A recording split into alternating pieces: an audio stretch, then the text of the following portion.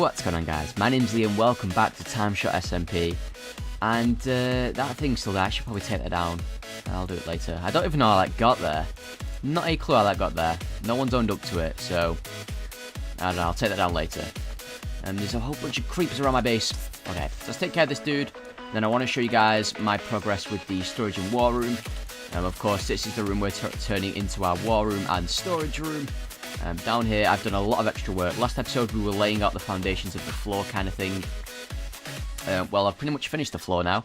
It actually turned out into a pattern, which I didn't intend. But yeah, there's a pattern going. You got crosses of stone bricks, and then like diagonal fives of the smooth stone slabs. So I was actually really surprised when this happened, but it happened nonetheless. So I'm happy. Now, this episode, I'm going to tear down this wall, and we're actually going to put cobble in its place. Do I have any cobble with me? I have a bit. So I want to see how this looks before we just completely tear out everything. Let me take a look here. You know, I quite like that. Yeah, we'll stick with that then. I like how it's actually managed to work. This is going to be a painting. What I'm going to do, just before we get into the topic for today, which is a pretty important topic. But before I get into that, so we're going to walk into this room and there's going to be a table in the middle of it, kind of like a round table sort of thing. Maybe a few armor stands because of 1.8 are going to be surrounded at the thing. And then there'll be a painting on this wall. A hidden entrance will take us into the storage room. The storage room is going to be very boring, but it's going to be a hidden entrance storage room, which I'm pretty excited for. So that's the plan. And now I guess I can get into the topic for today, which is it's a pretty good topic, I reckon. It's a topic I want to talk about for a while, and it's something I want to talk about last episode, but I got kind of carried away with the whole deferred gratification topic. If you've not checked out last episode, I thought it was a pretty good episode, so you might want to do that. But this episode, I'm saying episode a lot, I'm going to be talking about what I think YouTube's become over the years. I think I've got a pretty good stance on this. I think I've got pretty good footing to say my opinion, because I have been doing YouTube for, I'm pretty sure my 2-year anniversary on YouTube came up maybe only like a week ago. So I've been doing YouTube for, give or take a few days, 2 years. So that's a long time, probably the longest time I've put into anything with the exception of school. So yeah, I think I've got a pretty good footing to speak on this topic. When I started YouTube, it was very much a hobby. It was a hobby for pretty much everyone who started. If you started YouTube back when I started with the intention of making it a job, people would have laughed at you because there wasn't a lot of money in YouTube back when I started. That is definitely not the case now. And, you know, I'm going to say this, and I should mention I don't know the motivations for every person who does it. It's how it appears to me. And, you know, I'm going to lead into this from not having the opportunity to make this into a job when I first started to having the opportunity to turn it into a job. That's wrong. It needs to be here. And this needs to be like that. And that's perfect. Yes, so from not having the opportunity to turn this into a job to pretty much, it's not difficult to turn it into a job anymore. You need about 15,000 subscribers and you're going to be pretty well off, depending on the views you get. But, you know, being a full-time YouTuber with about 15,000 subs is it's doable. Right now, I make just under minimum wage in terms of British minimum wage on YouTube. So if I gave this another year, I think I could be very, very comfortable on YouTube. Not the route I went down, but it's the route I see a lot of people going down now. And that kind of leads me into what I don't like about YouTube anymore. And I'll be honest with you guys, when I was making the decision of whether or not to stay on YouTube, this is something that influenced my decision. I don't like what YouTube's become. And I think, and I know I shouldn't care how other people do their thing, but I don't like how YouTube has become a business and how everything's now about networking and how everyone's, you know, sucking up to bigger YouTubers, and I can't, you know, and people I consider friends do this, people I've never met do this, most of YouTube do this, I don't, and what I'm talking about is talking to constantly talking to bigger YouTubers on Twitter, constantly asking bigger YouTubers for collabs. YouTube's just turned from a hobby into a complete networking and into a complete business mindset, and I don't like it. You know, I always started YouTube as a hobby. I wasn't doing anything on Saturdays. I was like, hey, you know, I've just quit my football team. So what am I going to do with my free time now? Hey, this YouTube thing looks kind of cool, and it's something I've been watching for a while now. You know, I was watching the likes of C-Nanners and the Mighty Hutch and Machinima guys. You know, I was a big Call of Duty guy, and that's how I got into YouTube. Not through Minecraft, but through guys like C-Nanners, Captain Sparkles, who went by a different name then. You know, Hutch. Trying to think of who else. Zergriz, the Optic guys. This was during the rise of MLG and Major League Gaming. So that's how I got into YouTube, with all the Call of Duty stuff. You know, I was big on Call of Duty, so my friends, and that's how I got into YouTube, and it looked really fun. And of course, these guys at that time were doing it as full-time YouTubers because they were the first. And they were very, very good at what they do, and many of them that still around still are. It's very impressive what these guys do even now. To say the least, it is very impressive, and they deserve every success they encounter. However, it seems like everyone thinks they are now owed, or they are now deserving of that kind of success, just because they message a big YouTuber on Twitter, or just because they managed to get a collab with a huge YouTuber, and yeah, it's not a hobby anymore for most people. For the majority of people, YouTube is now a potential job. Everyone and their grandma is now doing YouTube because the cost of getting into it is so little. All you need is fraps and a computer that can run Minecraft, and chances are you'll become an overnight sensation. You know, the cost of running a YouTube channel is pretty much non-existent. With the exception of buying the odd £60 game maybe, or buying a recording software. Or my biggest expenditure on YouTube ever was buying Sony Vegas for, I think it was £400. That was the most I've ever spent on a something for YouTube, was Sony Vegas, and I love it. I love Sony Vegas. Just gonna throw that one out there. But on the most part, you don't need Sony Vegas. You can use Windows Movie Maker. You can use OBS to record your footage for free. You can pirate games now. You know, YouTube costs nothing to get into anymore. Once it cost hundreds of pounds, then it cost tens of pounds, and now you can do YouTube for free. It's not difficult at all. And people see that as an opportunity to just go ahead and turn this into a career with absolutely no effort, with the exception of going on Twitter and messaging every big YouTuber under the sun. You know, the amount of guys that pop on my Twitter feed and constantly just message the Minecraft guys, or Captain Sparkles, or some of these 100,000 subscriber plus guys. You know, it's crazy how much I see it, and it's so infuriating every time. Just because I know that the people who do this as only a hobby, but are really good at it, they get swamped by the people that succeed on the back of being very selfish almost. You know, I could start a YouTube channel tomorrow, and I could message all the big YouTubers. I could call in every single contact I've made from this channel, and I've got a lot of contacts from this channel. You know, I know a lot of the well, I say I know a lot of the Minecraft guys. I've spoken to a lot of the Minecraft guys numerous times. I have people like Poet in my corner, people like Win, you know, big subscribers. You know, I'm talking, you know, I was looking the other day and I realized, hey, DocM77 subscribed to me on YouTube. Like, that's crazy. You know, the amount of subscribers I have it amounts to something like 3 million subscribers overall. If I add up all my everyone that subscribed to me subscribers, if that makes any sense, I think it amounts to about 3 million. 3 million people, more or less, are somehow connected to my channel. That's crazy. You know, I could start a channel tomorrow, and I could be a lot more successful than I am now, because I could use the tactics of messaging these big guys for collabs.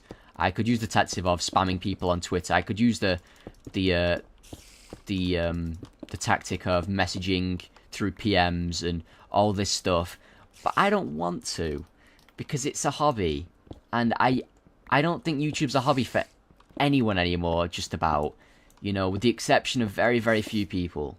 A lot of the TimeShot guys are the shining example of this, because a lot of them still do it as fun, and you won't see them, you know, spam the bigger guys because they feel they deserve their shot. You know, I think I tweeted something out a while back saying, you know, just because I have 9,000 subscribers and you have 50 does not mean I am obliged to help you get 9,000 subscribers as well. You know, that's just not how it works, because you're not entitled to that. I've worked my channel up over 2 years, and I've not used these tactics. And, you know, when you come to me with 10 subscribers and 2 videos and ask me for a collab, it annoys me. Because I'm like, yeah, but there's a guy over there with 20 subscribers, 70 videos, and a hell of a lot more talent than you have, and he's asking for a collab, you know, but he's deserving of it, and you're not, quite frankly. And it's the same when you get to the bigger leagues, you know, it's the 10,000 subscriber guys asking the 112,000 subscriber guys for a collab, and it's like, they get away with it, but they shouldn't. And I know this probably makes no sense to the majority of you, because it's something I can't really talk about well, because it's not really tabooed. You know, it's very much a personal feeling of mine. You know, messaging big YouTubers for collabs, spamming everyone under the sun is not, it's not tabooed in the YouTube community. It's not. That's annoying. I have to fix this. I could do it in threes, couldn't I? I could just mix it up. 1, 2, 3, 4, 5, 6, 7. Okay, I'll do it that way. Yeah, it's not tabooed, you know. It's pretty acceptable now to go ahead and just message big YouTubers for a collab. But why? I don't get that. I don't know. I just don't understand why it's tolerated the way it is. Oh, I messed up. Okay, let me fix that. And as I'm saying, a lot of you guys won't get what I'm talking about, because I'm not talking about it very well, and I realise that. But I'm not talking about it very well because it's a very personal feeling. I don't like what's going on in the YouTube community, and as I said, it was a factor of why I'm leaving YouTube. The main factor, of course, is my university studies. Chances are, even if this wasn't going, I would still be leaving university. However, you know, it's pretty important factor right now is what's going on in YouTube, how the YouTube scene has changed, how everyone wants to be the next big vlogger, big gamer, big C-nanners, big Hutch. I don't even think Hutch does YouTube anymore, does he? That's strange to me. I think he was probably the first guy I watched was Hutch.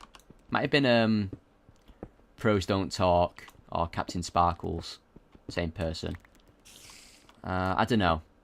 But yeah, that's weird now that I think about it, is that the people I spent my high school watching Call of Duty videos on, I don't think they do YouTube videos anymore.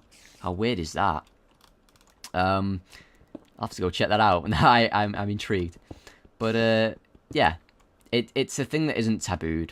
It's a thing which, you know, I'm not fussed that it's not tabooed, to be honest. I understand why people do it. I understand that it's the easiest way to get subscribers. I just think whenever I see a channel my size messaging constantly, I mean, I wouldn't even care if it was once in a blue moon starting up a conversation. I do it with big YouTubers. I know a lot of these big YouTubers, and I'll throw banter around with them. You know, I'll message them occasionally on Twitter. But it's when people do it asking for collabs and asking for constant handouts, and it's like, it's almost like a lack of respect, lack of self-respect rather, like lack of self-worth. It's, YouTube's difficult, but you don't need to just constantly message people for handouts. It's like, come on. I don't know. It is very, very, it's an issue that only I'm sure a lot of other people have a problem with it, but it's an issue only I seem to really notice, if that makes sense. And it's all the more frustrating for it, is that I've never seen this issue raised, and I think it's it's not an issue. It isn't. It's a non-issue that I'm talking about right now. And I know that sounds weird because I'm talking about it, but it's an issue to me, but it's not an issue to just about anyone else. You know, maybe there's a handful of people like me who do this as fun. Do this for fun, rather. You know, people that just want to have fun with it. But then again, who am I to tell anyone how to run their channel or what YouTube should be about for them? You know, that isn't my place to say. Although it is annoying that, you know, it isn't my place to say, and I get that. I get people run their channels differently, people have different motivations. You know, I would have liked to turn this into my job. If you asked me what I wanted to do in my life a month or two ago, I would have said YouTube. Now I want to say I want to start my own business. You know, my life plans change. And, you know, who am I to say that someone shouldn't do what they want because Liam doesn't approve? No, that's not what I'm getting at all. I think I might be wrong on this one, to be honest. I think that people... Oh, that's annoying, man. I messed that one up. I'm going to have to change all that. Should I leave it just to annoy some people? No, I'll have to change it. Yeah. So, it's like, you know, I know I'm not talking about this very well, and most of you probably don't understand what I'm going on about. It's just, I don't like when people try and get ahead in the game when it's not their turn to get ahead. You know, I've been doing this for 2 years. I feel entitled to certain things now.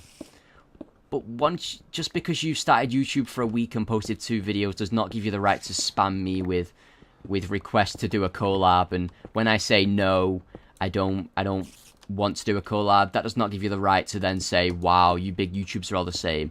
No, it seems like you small YouTubers are all the same right now because, you know, before recording this video, I had 2 emails in the space of 5 minutes, maybe, asking me to do a collab, and these people didn't have any videos on their channel.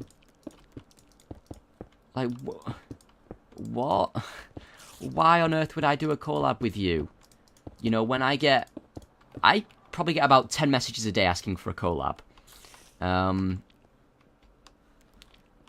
But I'm not going to do a collab with you if I, 1, don't know you, and 2, you have no videos, and 3, if your videos are sucky.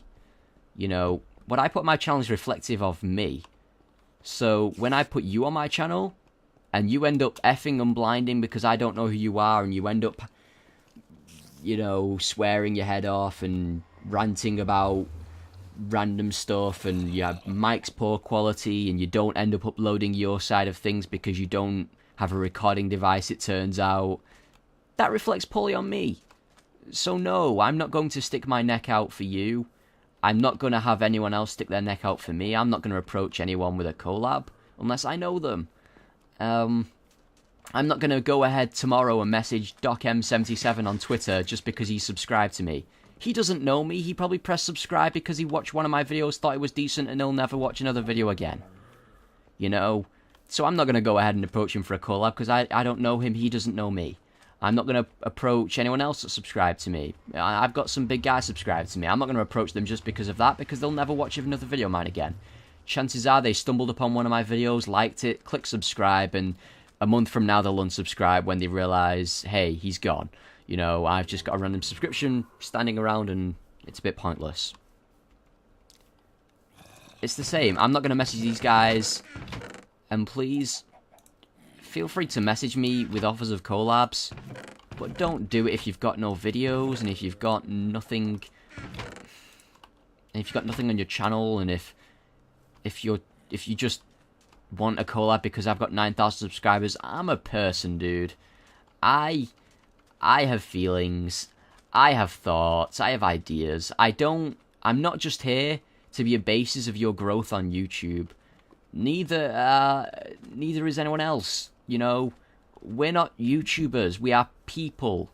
So when you ask to do collabs, know that you're asking a person. You know, don't categorize, oh, all big YouTubers are just the same. No, we're people, so we're not the same. That's like me saying, oh, all small YouTubers are the same. It's not true, because you're people, not YouTubers. You know, I have feelings, thoughts, and ideas. So do you. So when you ask me for a collab, make sure it's worth my time. Because if it's not, I'm not going to do it. And that's the be end or end all. Be end all, be all. Be all, end all. Hey, got it. And this commentary started out as mainly talking about channels my size asking really big channels for collabs. And it just got me thinking about how, you know, literally a second before I started recording this, I got 2 messages in the space of 5 minutes asking for a collab from 2 different people. Neither person had a video on their channel, you know, and it got me thinking. But I think it goes over both ways, you know. Channels my size do it, and smaller channels do it as well. Collabing's okay, but don't collab for this just because they've got a bigger number next to their name on YouTube. You know, just because someone's got 1 million subscribers, don't message them thinking, hey, they've got 1 million subscribers, they were like me once, and they now will see me through, and I'll be their protege. Because the real world don't work like that. You know, if you want a collab, I will always check out your channel. You know, there's a reason I know you have no videos on your channel when you ask me for a collab, and that's because I checked your channel. Anyone that asks me for a collab, I will check their channel. That's how this thing works. You know, but just because you have a video on your channel doesn't mean you're going to get a collab. In fact, chances are you won't, because I'm mean like that. But you know, it works both ways. Channels my size do it, smaller channels do it, and it's very infuriating to me to see, because I don't know. It seems very handouty and seems very, yeah. No one knows anything in the world, guys, and I remember that. You know, you have to forge your own path, and that's just the way the world goes. But I'm gonna end the episode there because I'm a complete tangent now. I went off board. I'm pretty sure half this video was unintelligible. You know, I'm pretty sure most of you probably don't understand what I'm talking about, because I spoke about it very poorly. I did. But I spoke about it, and that's the important thing for me. I just need to get it off my chest, and as long as I put it out in the open, you know, I'm happy with it. But I know it wasn't the easiest commentary to follow along this time, and I'm sorry about that. Next episode, it's going to be more fun, I promise. We're probably going to have Dave on or someone, and we're just going to have a laugh. Because the last couple of commentaries have been very serious, and I don't like that. I just wanted to get this off my chest. It's a thing that's been bugging me for a while, and, you know, I just don't like what YouTube's becoming anymore. It's not a hobby for people, it's now a job prospect, and I don't like that. Well, guys, I'm going to call that episode here. Thank you so much for watching. My name's Liam, and I'll catch you all next time on TimeShot. Later, guys.